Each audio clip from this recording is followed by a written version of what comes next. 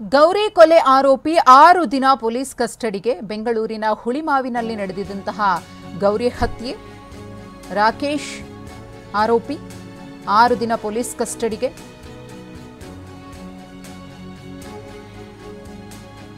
ಪುಣೆಯಲ್ಲಿ ಆರೋಪಿಯನ್ನ ಪೊಲೀಸರು ಬಂಧಿಸಿದ್ರು.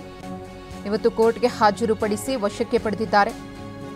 ಗೌರಿ ನಡವಳಿಕೆಯಿಂದ ಬೇಸತ್ತು ಕೊಲೆ ಅಂತ ಹೇಳಿ ಈ ರಾಕೇಶ್ ಹೇಳಿದ್ದಾನೆ. ಆಕೆ ನಮ್ಮ ಕುಟುಂಬದ ಜೊತೆ ಹೊಂದಿಕೊಳ್ಳಿಲ್ಲ, ಅಡ್ಜಸ್ಟ್ ಆಗಲಿಲ್ಲ. ಬೆಂಗಳೂರಿಗೆ ಬಂದು ಒಟ್ಟಿಗೆ ಕೆಲಸ ಮಾಡೋಣ ಅಂತ ನಿರ್ಧರಿಸಿದ್ವಿ. ಗೌರಿಗೆ 1 ತಿಂಗಳಾದರೂ ಕೆಲಸ ಸಿಕ್ಕಿರಲಿಲ್ಲ. ನಾನು ಎಷ್ಟೇ ಸಹಾಯ ಮಾಡಿದ್ರೂ ಆಕೆಯಿಂದ ಕಿರುಕುಳ ನಿಲ್ತಾ ಇರಲಿಲ್ಲ. ಒಂದಲ್ಲ ಒಂದು ವಿಚಾರಕ್ಕೆ ಗಲಾಟೆ ಆಗ್ತಾ ಇತ್ತು.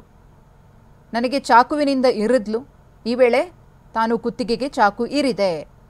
ಇದು ಆರೋಪಿ ರಾಕೇಶ್ನ ಸ್ಟೇಟ್ಮೆಂಟ್. ಆತ್ಮರಕ್ಷಣೆಗೋಸ್ಕರ ನಾನು ಕೊಲೆ ಮಾಡಿದೆ ಅಂತ ಹೇಳಿ ಇಲ್ಲಿ ರಾಕೇಶ್ ಹೇಳ್ತಾ ಇರೋದು. ಮೃತದೇಹ ಮುಚ್ಚಿಡಲು ಯತ್ನಿಸಿದೆ, ಆದರೆ ಸಾಧ್ಯವಾಗಲಿಲ್ಲ. ಹೀಗಾಗಿ ಮೃತದೇಹವನ್ನು ಸೂಟ್ಕೇಸ್ಗೆ ಹಾಕಿ ಅಲ್ಲೇ ಬಿಟ್ಟು ಹೋದೆ ಅಂತ ಹೇಳಿ ಆರೋಪಿ ರಾಕೇಶ್ ಹೇಳಿದ್ದಾನೆ.